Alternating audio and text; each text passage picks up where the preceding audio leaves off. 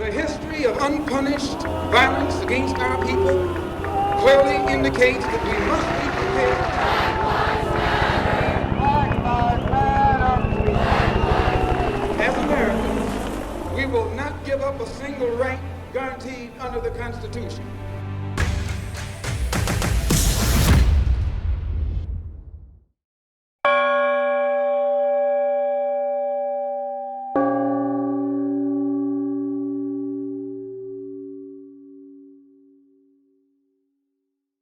It's the Jetblack Daily Show.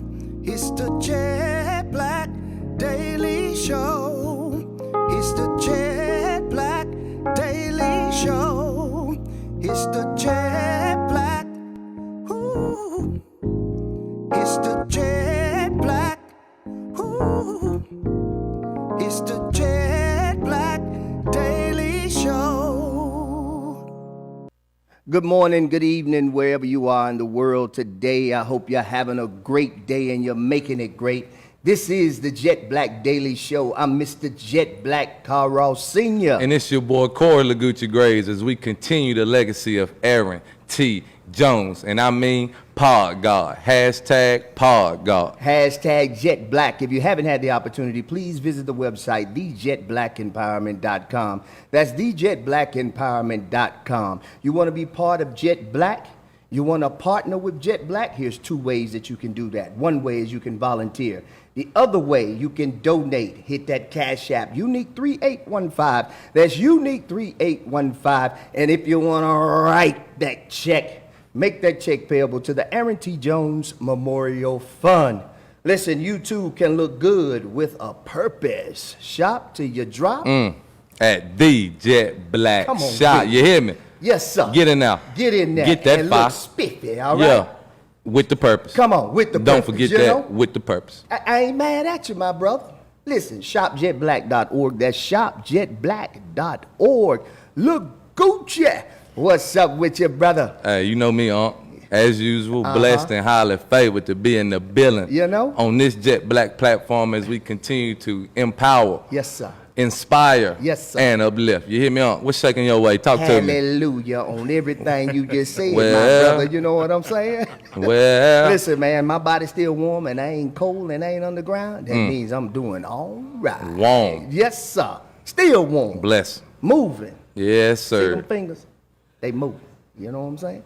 Yes, indeed. Listen, we have a very, very, very, very special guest in the building. In the building. We have the one And the only. Dr. Marcus.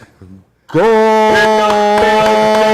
Yes, indeed. What's going on, Doc? Hey, man, another day, another dollar. You know, I like that. Another Yeah. day, another dollar. That's pretty much what it's about to. That's it. Yes, a sir. dollar. Not very much more than that, I can assure you. I think mine might be a little less than that. little less. You know what I mean? By the time you do the 15. Yeah, but Them 12 hours. I know what he meant. Yes, When indeed. Sam get his part, Oh, yeah, party Talk over. about it. It's over. Party over. It's over, Doc. Listen, we're very, very glad that you are here with us on this evening to grace the mic on today. And I want you to know we are excited about having you here. But every guest that come on the Jetblack Daily Show, they are important to us. But, brother, you are a beacon of light in our community. So we're going to get right on into it. We're not going to hold you up. We're going to go ahead and jump right on in. Tell the business. people where you're from, Doc. hey, I am from a big town called Supply, North Carolina, down the coast, down in Brunswick County. Come on. About 30 minutes from Wilmington and Myrtle Beach. Okay. Okay. I know where he at now. I know- I do had to too. tell He said y'all, supply. Who? So, what he Supply said, what? Supply Supply North what? Carolina. Yeah. Then he said Wilmington Murder. Oh yeah. I probably been through that before. That's my neck of the woods. That's Right my on, neck of the right woods. on. Little country boy. Yeah. So did you spend a lot of time on the beach? I did not. Matter of fact, I didn't learn how to swim until I got to A&T. Okay. I didn't learn how to swim. 30 minutes from the beach. 30 minutes you from want the even beach. down there like that? I grew up 5 minutes from the beach. I grew up right around Holden Beach. So, Okay. Oh, Yeah, great beach. like- Yeah, that's a great yeah, beach. didn't Yeah. learn how to swim until I got to A&T. Right on. Tell us about your childhood a little bit, if you don't mind. So, like I said, grew up in the country. Spent a lot of time. We didn't do daycares. We Right spent on. a lot of time at grandma's. Yeah, that's how it go. That's how it All go. of us, right? So I come from a pretty big family. I got 4 sisters. I got 3 older sisters, a younger sister, and then I got 2 younger brothers. So it's a bunch of us. Yes, right? sir. My daddy was popular in the 70s and 80s. It was popular. Yeah, pop on bullshit. No, he wasn't playing no games. You know what I'm saying? He was not playing, okay? But no, it was, we grew up, I would say kind of, low income or middle class, if you will. Never wanted for anything as it relates. Never knew I was poor. Never knew we didn't have. But grew up farming. Like I was telling my kids a couple of nights ago, like if you have never had to go down the street with a bucket of slop to try to get the hog back in the pen, you don't know what critical thinking is, man. Like, nah, you really don't. Man, this is a 300-pound animal I'm trying to get back in. I'm trying to tell you. No, but I grew up a lot in the church. No So doubt. my family is pretty big. My grandmother on my mother's side is one of 16, so it was a bunch of us. And, Yeah. Usually when I say that, people are like, you know everybody. I know every last one of them. All of my cousins. And, so it's that kind of family. Right on. Have you ever slaughtered a chicken? Yes, sir. Running right around in there.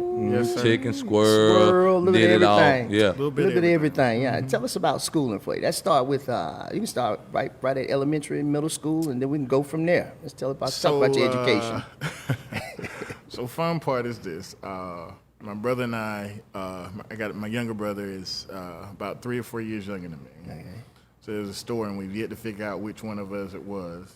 I think it was him, of course, but school was not it for me. I didn't want to go. I had been with my grandmother forever. Like, who wants to go sit in school all day, right? So there's a story about my uncle who stayed right next door. My mother worked shift work. We would go get on the bus. Yeah. And one of us would take off running every morning and not get on the bus until the bus would just drive off. And so that was what the earliest piece that I remember. And then after that, like, school was not, it just wasn't it for me. I had my kindergarten teacher was actually my first cousin or second cousin, my dad's first cousin. And she didn't take any stuff, but taught me a lot, right? I remember through elementary school, I went to school for PE, like most boys did, I think. Oh yeah. That was the best. That was the best section of it. Yeah, that's where it was. That was it. And the square pizza, when they had that, I was there. Like, yeah. Don't talk about pizza day. Yeah. What? Middle school was kind of like a rough patch for me. Like probably 6th, 7th grade, my parents divorced. And so that was like a major adjustment piece. And I wasn't accustomed to it. Like, it took me a minute to kind of bounce back from that. High school, mediocre grades, did enough to play sports. And that was about it. Like, I did not do, I was a lot more intelligent than I put forth the effort. Didn't know that. I remember one time in high school, my mom was just talking about this a couple of weekends ago. There was a time where I came home and I made like all A's and I'm gonna say like 1 B. Like, I was, tickled. My mother, I was like, "You see this report card?" She's like, "Yeah, you could have done that all along. You just got sitting here playing." Right? And so that was one of those moments where I was like, "Mom, for real? Like, you can't be satisfied with anything." Yeah. But I tell that because that was one of the times where she was just saying that there's more. Like, you have more. Like, don't settle. There's more. Yeah. And so I think that was one of the real pivotal pieces. And I was a stubborn child. Like, man, when I say stubborn, if you say left, I was going right, and vice versa. And that helped me. Like, when you figure out how to channel stuff, that helped me. So I had counselors and teachers that were just like, you're not college material, you're not ready to go to college, right? Wow. At that point, I was a junior in high school, and I was like, well, I got 1 year to prove y'all wrong, because I'm just that stubborn. And at that time, I don't know what my GPA was, but I only finished high school with like a 2.5 GPA, which was the minimum to get into college. Yes, sir. But between my junior and senior year in high school, one of my cousins who was already at A&T called me. He's like, "We got this program. Why don't you come this summer?" And I went there, and it was kind of like that moment where I had to prove to myself that I could do this. I took a college English class, and I made an A in the class. And then from then on, it's been hit the books and let's get it done. Right on. Like, I had to kind of prove that to myself. Yeah. Now college, we hit some rough spots there. Let's talk about college. Yeah, let's talk about college. Yes, sir. Let's talk about what college. years was the college years? We need to get these dates right because I know y'all was buck wild. So 97. Oh yeah, lit. Yeah, 97 was the year. Yeah. I tell y'all this, 97. I tell you I grew up on the coast, right? Mm-hmm. So 97, I get to A&T. First of all, when you're from the country in a small town like that, everybody that you talk to, that's your cousin. Like, it doesn't matter who it is, that's your cousin, right? Yeah. So I get to college and I see all these black folks. And mind you, I grew up in a beach community, so there wasn't many of us down there that wasn't cousins. Right? So I get an A&T, said all these black folks. I almost lost my mind. Like, when I tell y'all, I had the best time because my goal was to get to know every one of them. Yes, sir. And like I said earlier, when I got to college is when I learned how to swim. My schedule was set. It was set. And I looked out my dorm window. I was in Scottsea. I looked out my window, and I saw these girls. There you go. Daddy. All I was waiting bathing on. suits. Oh, yes, sir. And I said, I don't know where they're going, but I'm going. But I'm going with them. Right on. I got out that dorm so quick, Pepe Le Pew. right? So I get out there real quick, and they said, we got a swim class we're going to. I was in the registrar's office that same day, signed me up. I Yes, went, sir. this section signed me up. So I went there chasing girls, but I end up like about killing myself because to get through the class, you had to swim a mile of every stroke. So Lord. Yeah, I guess it was worth it for it you, was though, worth Doc. it all. It Yeah. was worth it all. Yeah, because he was doing more than just swimming in Yeah, that pool. I had an ulterior motive. Yeah, Right on, off the right on. rip. Off the rip. Oh, but I really did. I had one of the best college experiences. Like we didn't have money, and even the guys that I went to school with, we called ourselves the broke ballers. That's a good name when you're I in college. remember we were there. I remember one time we were trying to go to Freaknik. Oh, yes, sir. Yeah, we were Uh-oh. trying Yes, to go to sir. Freaknik. Yes, sir. D-Mart Park Right? on Yes, deck, sir. baby. Nobody Look at you. had no money. Look at you. Nobody. I used to hang out down there Hold on, now. a I'm little telling you now. bit. Little bit. I remember sitting in the dorm room. How much money you got on that card? Yes, How much money you got on yours? All right, I got this much. Oh, we going then. We going. Third broke. Like, Hey. Y'all made it Gonna shake make though, it do what didn't it do, we though. made it do what it do. Yes, That's sir. exactly right. Yes, sir. But I have, even now, I still keep in contact with those guys. I more or less talk to them probably once a week or twice a week. That's good stuff. And that, for me, was honestly what kept me grounded, kept me going. That's good. What did you take up while you were there at A&T? My undergrad was in manufacturing systems. And so What is that, Doc? What is that? So it is anything that can be made and produced.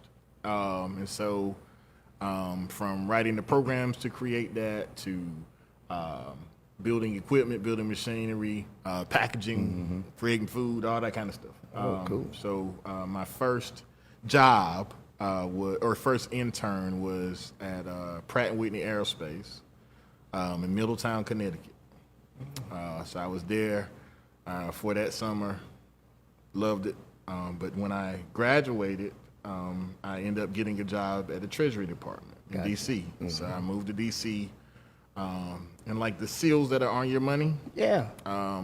before that was something that was done by hand. Like journeymen would sit there and actually create those seals by hand. And so my job was to automate that process. Gotcha. So I was there for about 3 years. Yeah. And then I was already in a relationship with my now wife. Right on. Right on. And so we got married, and I moved with her to Durham. Okay, cool. And I was waiting for a job to start. She was finishing law school. And I got bored. Like, and I don't know what hit me, but I got bored. Experiences, like we didn't have money, and even the guys that I was a teacher. And I met this kid that was there. His name is Ricky. And in the midst of all that, I taught Ricky how to read, or how to read better, to strengthen his reading. Ricky was a great athlete. But honestly, I don't think anybody had really took the time with him. So when it came down for me to start my job in November, turned it down and started substitute teaching. And my wife is looking at me like, I don't know how you gonna pay these bills, brother, but that ain't Mm-hmm. it. Like, this ain't what I No signed doubt. up for. Yes, sir. All right? No doubt. Yeah. I'm telling you, but it was God's divine plan. Like I've been in education now for 17 years. And at that first school, I went from a teacher assistant. I did ISS for in-school suspension for a while. I remember them days. Boy, I I said, stayed in eyes. I man, ain't me gonna too. lie. Show 'em my ass. I ain't I had to be did too. trained for that. Like, Right. No, we was No, we sir. was born like that. I Yeah, had we to be know trained. how to handle Exactly. that. Yes, sir. So I'll go back to high school for a minute. This is my ISS store. Okay. Or one of them. I got a lot. Okay. Right. So we went to this store in the mall, and they had like these little prank gifts, right? Yeah. These little gag gifts and that kind of stuff. Yeah. We went. It was summer. It was springtime. So of course, girls trying to wear little skimpy stuff and that kind of Yes, stuff. sir. We found this itching powder. Oh, And we went behind.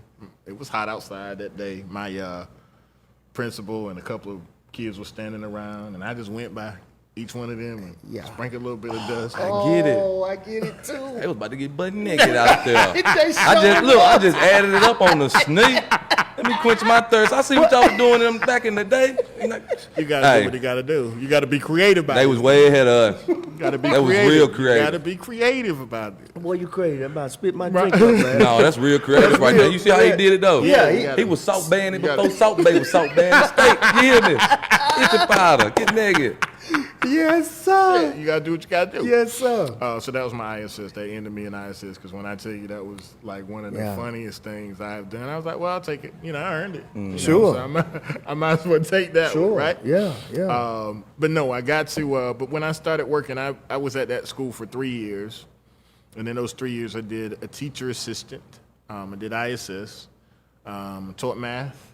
And then from there, one of my, assistant principal at that time went out on maternity leave, and he asked me would I step in. The principal at that time asked me to step in. 17. You said Se- 17 years in 17 education. years in education. Wow. And out of them, I've been a principal for 9. I You got been it. a principal for 9? Yes, 9. sir. Yeah. Man. Yeah, you can do that. Yeah. Yeah. I had to make sure I heard him right. He said Yeah, 9 years he yeah, been a man. principal. 9. Whoa. Wow. Yep. All right, so let me ask you, what motivates you to be a principal? My experience in school. Like I didn't like school.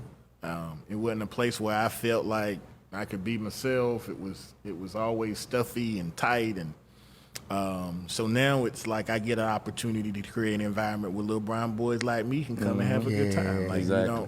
I'm not forcing them to be anybody else other than themselves.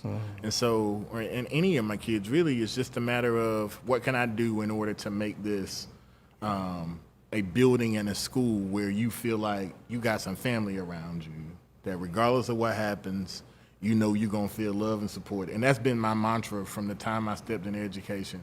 I don't care if you learn anything today or not, but you're going to be loved and supported while you're here. And so, Love it. That's fire. That's what's been missing out of our schools forever, I feel like. That love aspect. That love piece is Absolutely. so important. Absolutely. And the piece that it's oftentimes that people miss out with the love piece is that it's not just let me pat you on the back. Sometimes that is you need a swift kick in your behind and I get was just yourself about to say together. that. Like, Tough you need this love. reality Yes, check a real little bit of quick. tough love, yeah.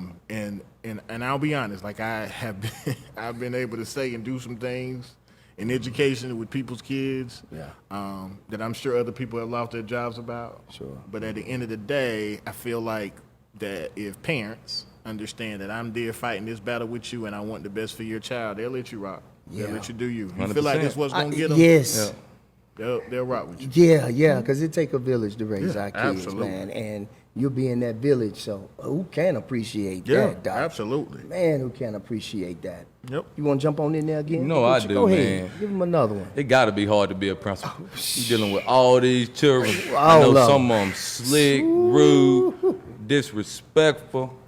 Like, I know you said your 17 years is what led you to be a principal. What keeps you grounded as being the principal? Yeah. With everything that's going on, you got a whole lot. You got a whole lot to cover, and Yes, you know what I mean under the scope. So I tell you this story. I was at the middle college of A&T. I had an all-boys school. Yeah, right? let's talk about that. Right. Yeah. 125 at-risk boys. And honestly, I felt like it was, these are the throwaways that people are just like, if you go to a regular school, we're going to lose you and nobody's really going to pay you any attention, right? Yes. You're going to slip through the cracks. You're going to become a statistic. And while we became a statistic, it was not on the statistic that they were thinking about. Yeah. So I was there for 4 years, 3 years, 4 years, somewhere in there. And while I was there, we did some amazing stuff. Like I had a great team around me. The kids knew what to expect. And we were rocking and rolling. When I was there every single year, every single kid got accepted to college or the military. Every single kid was able to go to college if they wanted to go. We were outperforming some high schools that have thousands of kids as it relates to scholarship dollars. They were it. We were hitting on all cylinders. And so I got the call about going to Andrews, right? Because I'm at Andrews High School now. Yep. High Point. High Point, baby. Woo. And literally, I had just read in the paper a couple of weeks before about some incidents that happened there that just I was like, that's absolutely crazy. Yeah, right? scary. Yes. And I remember sitting in the car, and I was sitting in the car talking to my dad. I was in the garage about to go in the house. I said, hey, yeah, they want me to go to Andrews. I don't want to go to Andrews. So I started talking to him about the school, right? And he said, well, would you go to, if not you, then who? And if not now, then when?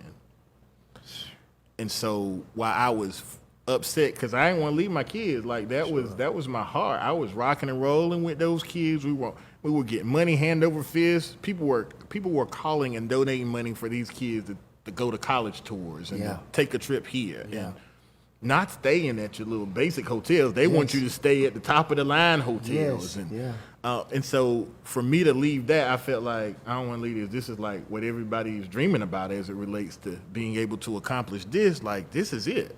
But that conversation with my dad, like it stuck with me because I felt like that was wisdom at its best. Of if this is your calling and this is your purpose, you can't want to stay where you see the grass is greener.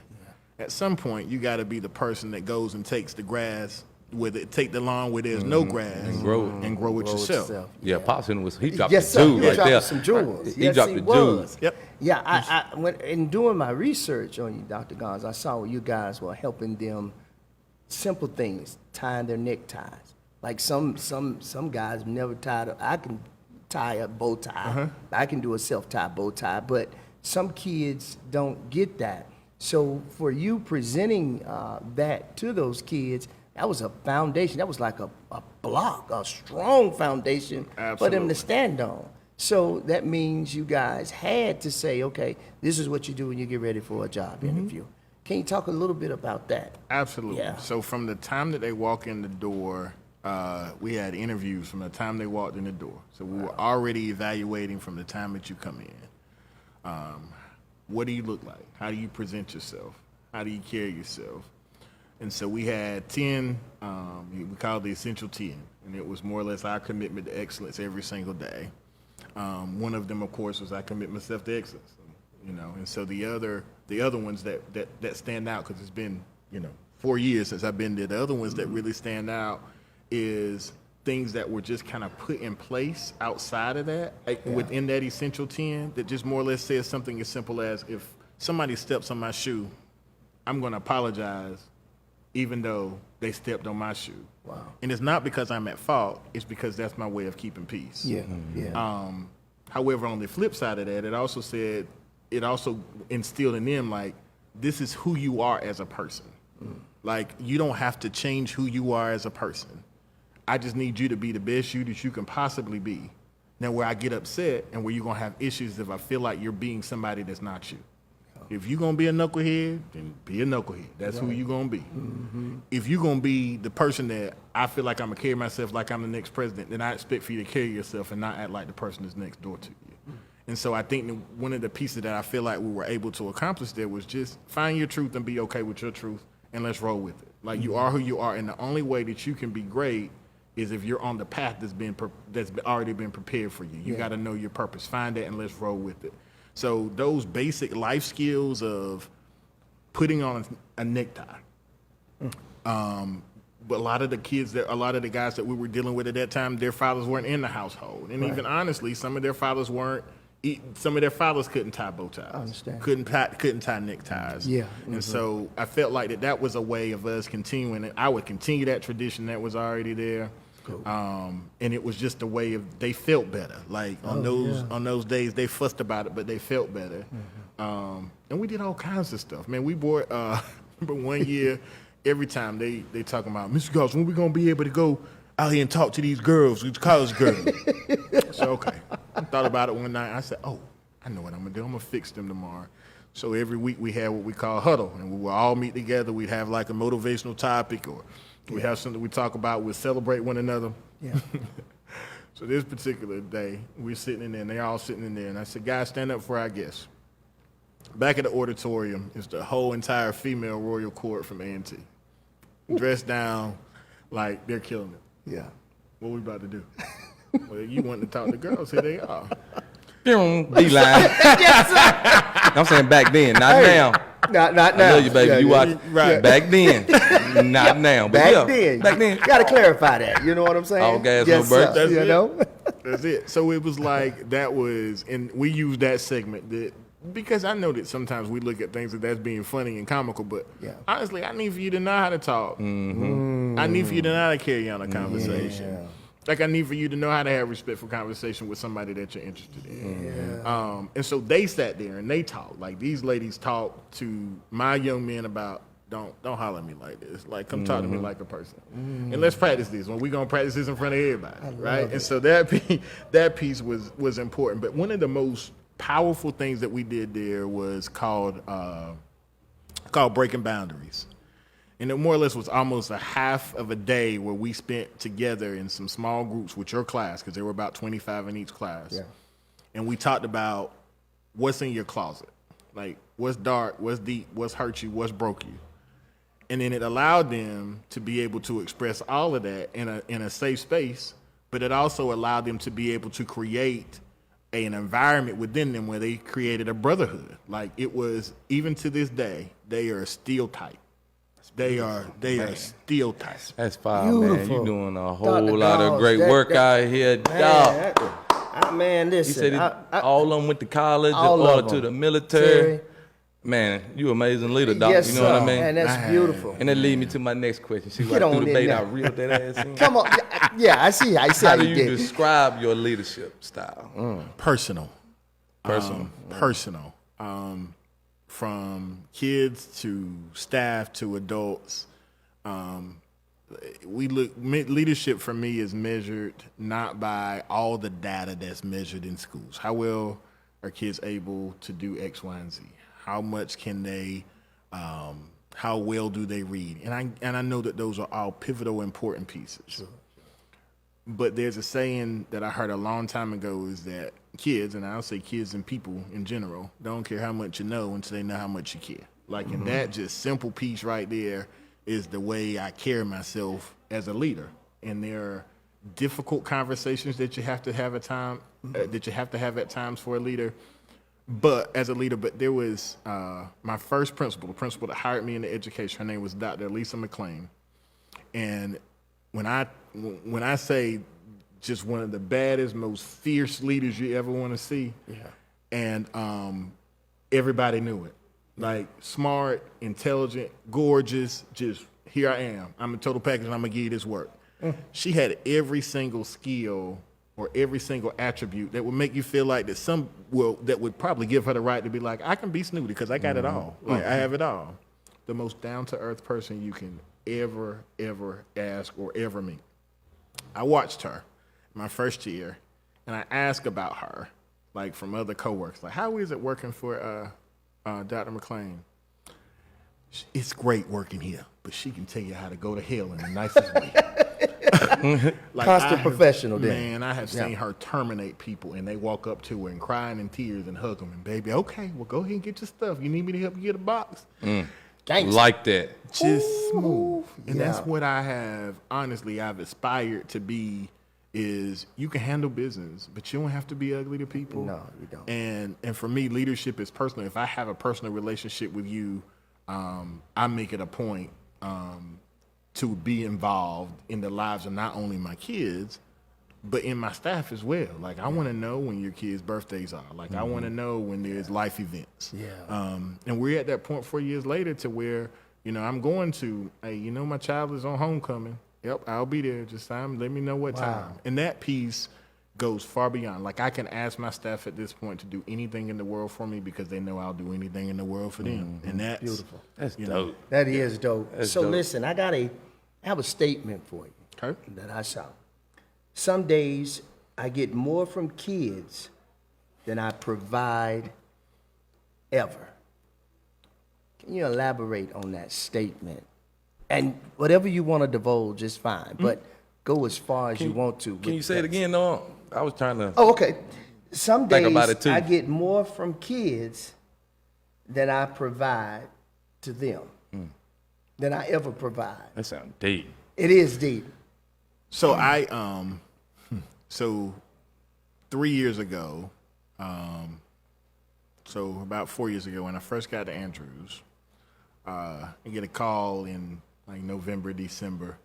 My dad calls like, "Hey, yeah." My dad was a Marine, so he ain't really, he ain't No really play games. All No right. cap. Say, "Hey, yeah, need you to meet me. Need you to meet me in Wilmington." I was like, "All right, what's up?"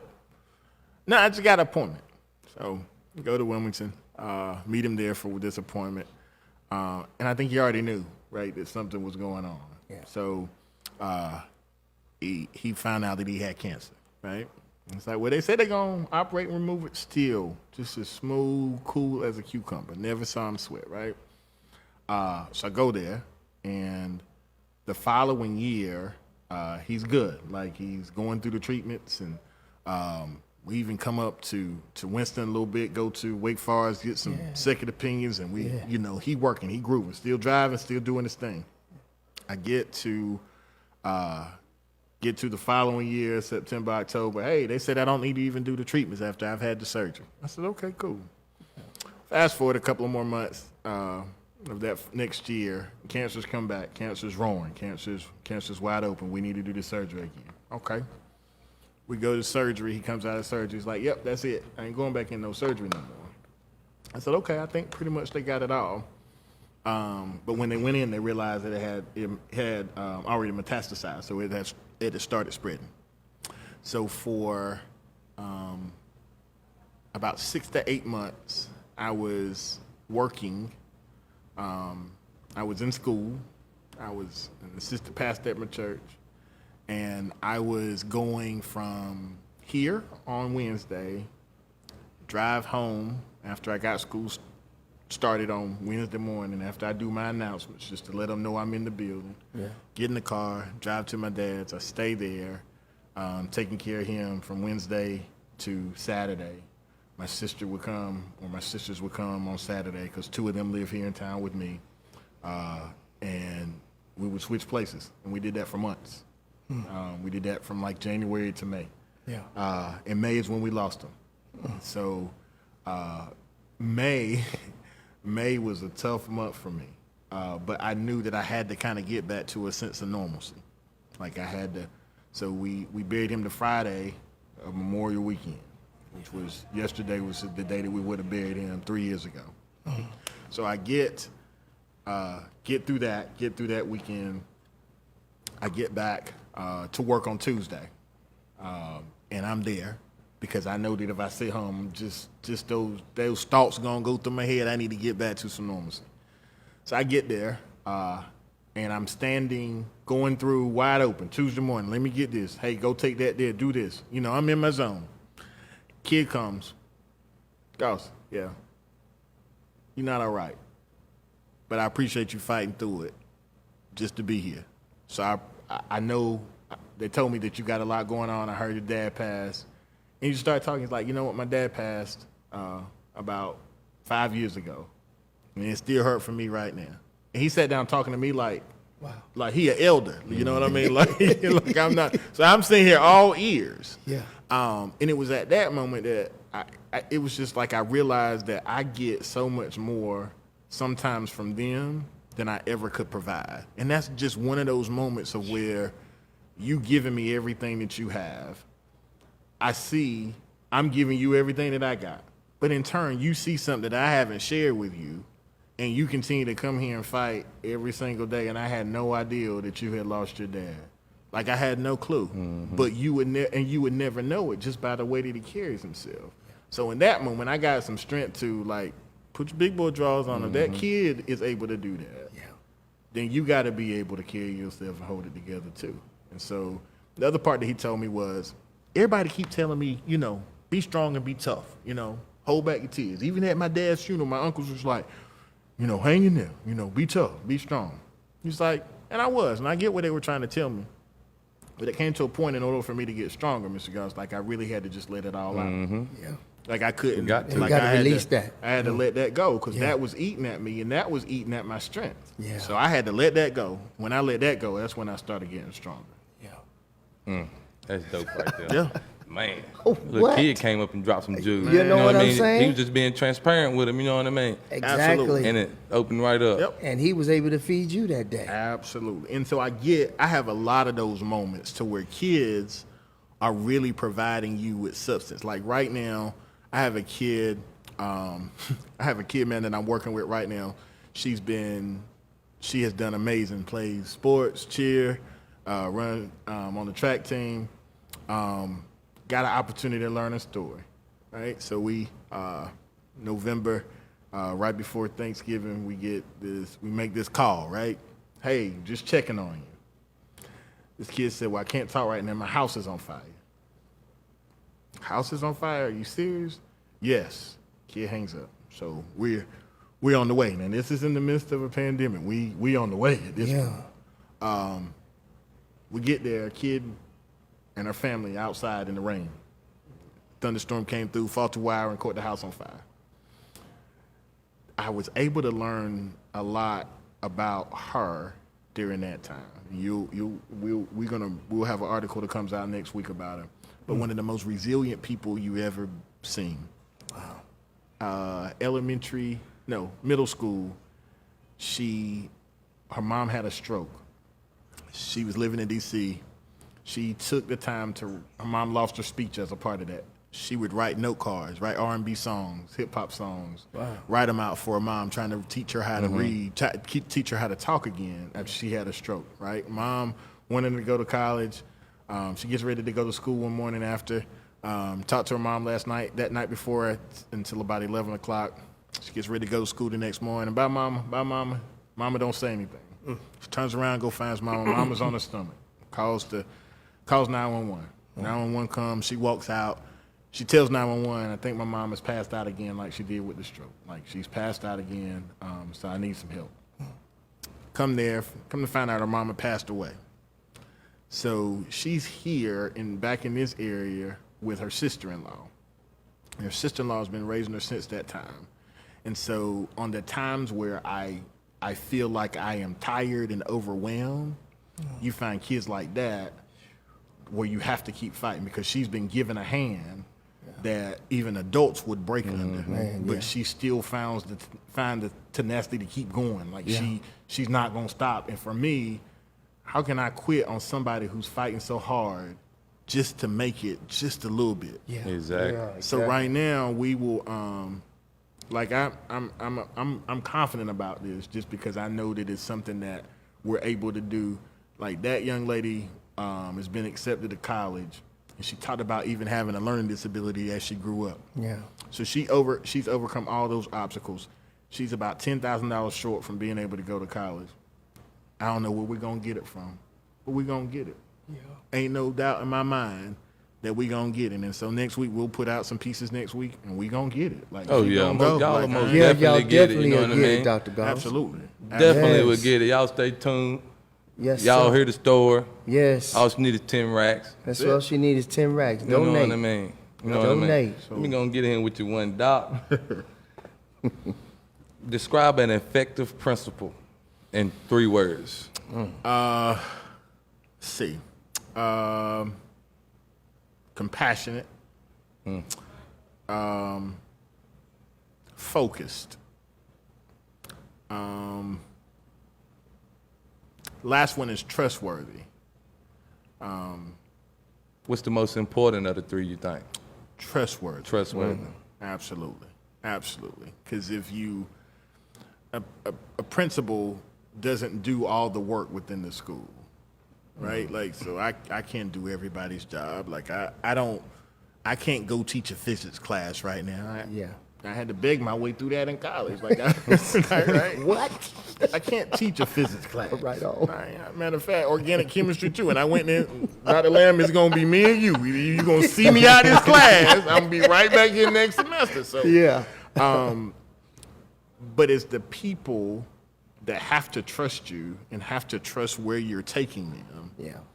that makes a successful school building. So it is the people that I've been able to surround myself with, or that have surrounded me, that have made the schools in which I've worked successful. Like, it's not me having all the knowledge. Yeah. It's me having knowledge enough to know where my weaknesses are and putting people in place that have strengths where my weaknesses lay. Beautiful. Yeah. That's So that you game have plan. to be an effective communicator too, then, as Absolutely. well. Yeah. Absolutely. Yeah. And Yeah. so the pieces, like, I can put all kinds of programs and pieces in place. Like, we can do that with our eyes closed. Yeah. But if you don't have the people around you to help you run those programs, to help you make sure that those, and so to make sure that those programs are followed through and that kids get what they need out of those programs, and to keep the focus on kids, and then you're gonna lose your momentum. Yeah. And so I think that that's probably the most effective part, is like, be trustworthy, because under that comes, like, if I'm trustworthy, I'm gonna be loyal. Yep. Like, I'm gonna be honest. And that's how I build trust. Yeah.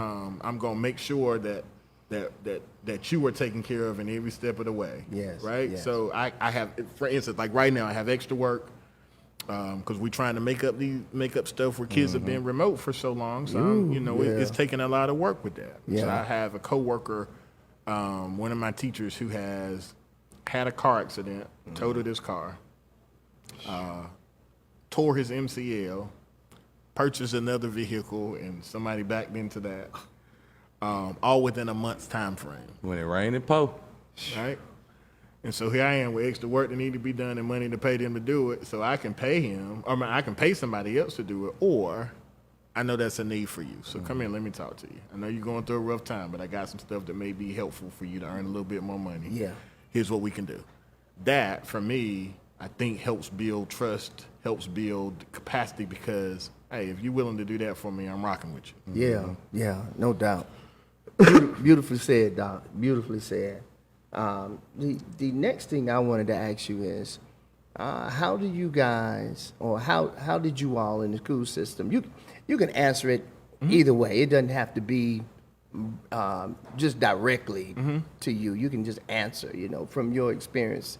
How did you guys manage through COVID-19? How did you reach the kids during COVID-19? Because I'm sure there were some kids who probably didn't have Wi-Fi, just had some problems and troubles. How did y'all navigate through that during COVID-19? We kept the main focus. And it was the same thing that I talked about earlier, is making things personal. Yeah. When you have the relationships with your kids and your staff, you'll be able to know when there are things that are out of whack. They'll let you know. Gotcha. Hey, I got this Wi-Fi box from the school, but it ain't working. Like, how I get that fixed? You learn a lot more about them. I learned a lot more about them just by taking the time. So the summer before the pandemic hit, Yeah. I think sometimes we as adults, and even in education, we sit on our island, right? Yeah. And we don't realize where kids are coming from, like, and we don't realize the environment that they're in. And so we come there, and all we can see is, this is our curriculum and this is what we got to teach. So we took buses out in the community. We took over a whole community the summer before, and it allowed them to see where our kids live. We took the band out. We took our athletes out, cheerleaders, and we even sponsored some pieces for them to even have, some little food and desserts and stuff out there too. Yeah. It was so that I know we want to see like our community in the school, but it was our way of this is our community, and you need to see the school in your community. Like it's a little different. And so I think that was one of the pieces that we did that I think helped pay dividends when we got into the pandemic, because we knew where our heavy spots were. We already knew, and we continued to do it personal, door to door, right? In the midst of this, we have found kids that have been living in the dark for 2 or 3 days. No, baby, we're gonna get you some resources. We're gonna figure this out. We're gonna be back in just a minute. And that's when you have to make those calls and try to figure those pieces out. And so we thought when we start talking about how difficult the pandemic was, it was really difficult for those families that are living in poverty. And I think that the pandemic helped exacerbate that situation even more. And I don't ever want us to close our eyes to what's already been exposed, because that was something that we were able to see, what things we take for granted sometimes. Like I didn't go home and my kids weren't worried about their lights being cut off. They weren't worried about programs that would help pay our bills in the event that we couldn't afford them, because they just knew that their mom and daddy were going to figure that out. Sure. But when you don't have the education to be able to figure that out, you don't have the knowledge to be able to know where to go to get that information, you don't have the financial resources, you're not, those individuals that have the answers are not in your circle, then it creates like this unequitable situation to where those that are in need continue to be in need, or now are more in need. And so we got through that by making things very personal, knocking on doors, going and checking on families. When you can't find them, we're going to figure out where you are. They know that I will put blasts on social media and figure out where you are. And that they hate.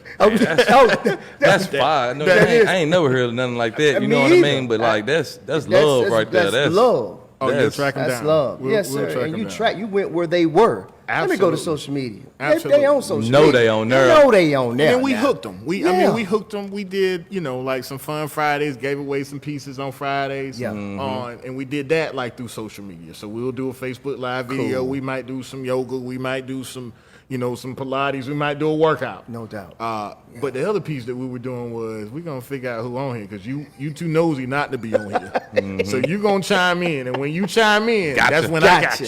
Gotcha. Exactly right. That's right. Exactly Jump right. on in there a little bit. I got you. Since you've been in the school system for so long, education 17 years. Let me say this. 17 years. 17. 17. Yes, sir. What are some of the most important things that's missing from schools that you think from your 17 years experience? I think that one is teachers and educators work tirelessly in order to make things happen for kids. Like, I think the pandemic is one of those pieces where you can see, like, hey, they make it happen. Like, I work with a little white lady, I call her Blindside, get a call, be like, Mr. Gause, your counselor over here. I like that. Yeah. Ma'am, you can't go over there by yourself. You can't. Yeah. I'm not afraid to go over there by you need to be. Don't go over there by yourself. Right. They don't know you like that. Well, they know me now. But they don't have any fear. And we what was shown in the pandemic is that we fed kids. We took care of families that way. We provided Wi-Fi for kids. We took care of families that way. We provided counseling for kids. Yeah. We provided mentor sessions for kids.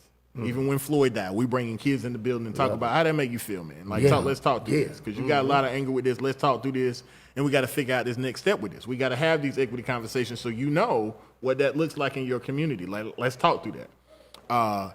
In the midst of the pandemic, we passing out laptops and computers. We going door to door. Even I know our community, we went knocking on doors, and we find you in the dark. We calling the light people like, you cut the lights back on, man. Like, I'm calling county commissioners and everybody else. Like, I need you to get the lights back on. I got a kid there. We can't leave him there in the dark. It's cold. Yeah. So that piece is something that educators do. So if you talk about change and reform, there's no way that any educator should have to work two jobs to provide for themselves. These are educated folk, and there's not another profession that you can think of that works as hard as educators that are not compensated adequately. So that's the piece that one of the most important pieces to me, because none of us are in it for the money. If we were, there'll be no educator. But the piece that people often forget is, if there are no educators, there are no other professions. Talk that talk, dog. Damn, he talked that. He talked that, didn't he? He popped, didn't he? Yeah, I he love popped it. that shit on. Pop it. You know what I mean? Pop it, dog. Definitely pop that. Yes, sir. They need to hear that. Listen, I'm going to lighten it up a little bit. Can you tell us a little bit You about sure you gonna lighten it up? Come on. You hear me, folks? Lighten on. it up. Lighten it up. I love Okay, it, though. This okay, is beautiful, though. okay. You know, I don't think Yeah, we've it had is, anybody like this on our platform. Yeah, so it's dope, This man. is dope. I love it. I love it. I'm going to lighten it up a little bit. Can you tell us a little bit about your relationship with Chris Bray and Swivel Barbershop? Oh man. Let's talk about that relationship. Let's talk man. about where it started. Okay, All right on. So I got this little boy. When I say he bad, Okay. he real bad. Uh-oh. Real bad. Okay. But he real smart. Like he got his mama's brain. He just got my personality. Right. So he got a bad combination. Ooh, we baby. So we go to the Y. We got to get something to get this energy out, dude, because you about to work me to death. Yeah. Take to the Y, starts playing basketball, and Bray is his coach. Now, mind you, he is. Oh, listen, you ain't Bray seen- who? Coaching? Coaching? Listen, Yes, you ain't sir. seen no Coaching. show like this. Okay. You have not seen a show like this, right? So I see this young fella come in here with an Alabama hat on, and Yes, sir. right, you know, I ain't really say nothing. I just let it You slide. should've. You know what you I should know. have, Let but it- you let it ride. I let get it it. ride. You know, we got to be coaching my boy. And Yeah. I don't want to have to, you know. You know? Lump his ass Right. up. Yeah, go on say it. He'll say it Lump for him you. up. Yeah, Lump nephew him will up. say it Yeah, for you. straight like that. So, and this is what I'm going to tell you. I am drawn to people's passion. Yeah. Now, mind you, what I didn't tell you that he probably 6 or 7 years old when he playing basketball. So he about this tall off the ground. They out there playing basketball. So you know what that look like. Yeah. Bray is coaching like he is coaching the Lakers. Yeah. 100%. Do you hear me? He been Like, out there 100%. running Fist and There Madison. There is nothing more that excites me than people's passion. Like when I tell you he was out there, like, no, time out. You got to D-up. Like, Bray, they're 6. Like, they're, you know, I don't. Calm down, bro. What? Breathe. Breathe, Bray. Woosah. Yep.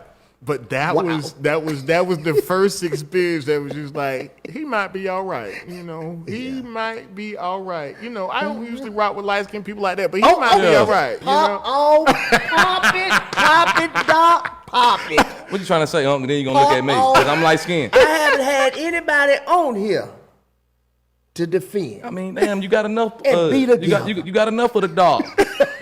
Shit, we trying to bring it to light, but Bray, he extra light. You know what I mean? Oh, boy. You know what I mean? Yes, sir. You can't Yes, call sir. him light skinned. No. Okay. He extra yellow. Got it. Okay, we You know got what I it. mean? I got you. Yeah. I got you. So no, that was my first. That was our very first encounter. Yeah. And then he started cutting Aiden's hair. And the time that he took, and we had gone through barbershops. But again, got to see some passion, got to see some heart. This is what I do. That's right. Like, it was one of those pieces where he would stand back and look at his work and be like, no, I got to get that one piece right there. Right there's nothing there. I don't see anything there. Right, there's nothing Yeah, he there. be getting Boy, that that's look. him. That's him. He doing that look right Yeah, there. Yeah.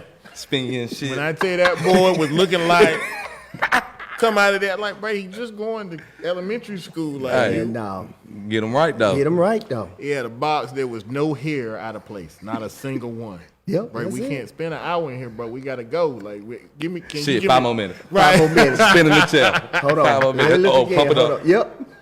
So, and then we get hooked, right? Yeah. And Brady decides to go off to school. Yes, sir. My kid ain't had no haircut the whole time Bray was gone because he ain't want nobody touching his hair but Bray. Yeah. Right. So. Smart fella though, you know Yes, what I mean? sir. 'Cause once you switch it up, It's- somebody gonna it's have you hard. leaning like a 6'4" Come Impala, on, Right. you know? and then you gonna be mad Right. as hell. You You, gonna know be what I mean?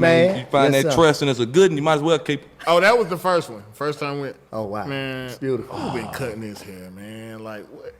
Uh-oh. Bro, like they just need to lead this line. Don't tell them, don't take this line back. Well, we just gonna come to you from Yep. here on out. Don't Yeah. worry about it. That's all love. I love Yep. it. And so we have honestly, my wife started running. She ran last year for judge, 2 years ago, year and a half ago, right? Ran for judge. I couldn't think of nobody else better than Brady to come and help us kind of kick it off. And he did just that. He did an amazing video for her. Yeah, he did. I saw that Yeah, video. Yes, he- sir. He did an amazing video for her. Yeah. And I've just been impressed with people that take the time to take care of the small, fine details. Come on. Yeah, that boy different. Yeah. He Yes, different. sir. Yep. We love it. Yeah. We love it. And so, again, you have to surround yourself with good people. Yep. You do. You got to surround yourself with good people. That's it. Doc, we love it. We love it, Doc. I'm telling you, we I've love it. seen him do, and this is just another piece. I was at Andrews, and I don't get people knocking the doors, coming down, trying to help and mentor. I don't get that. Bray knocked my doors down like, we coming. Like, and you get him a bus to get over here, like, we going to come over there. We're going to come over there and talk to him. We got this whole plan. We coming. Yeah. And right before the pandemic, and he was like, don't give me like the good ones. Like, I need the ones that's Bad just, ones. yeah, give me them. Give me them. I was like, all right, I got it. Yeah. We load them up. On the next thing I see, we got pictures and all kinds of stuff of them hanging out at the barber shop, braiding them and spitting knowledge to them, trying Yes, to get them sir. together. Yes, sir. And I don't even know that he really understood this at that time, but I took kids when I first got there. I took them to the zoo, and they were fascinated. And I took them to Asheboro Zoo, which is about 15 to 20 minutes from High Point, and they had never been.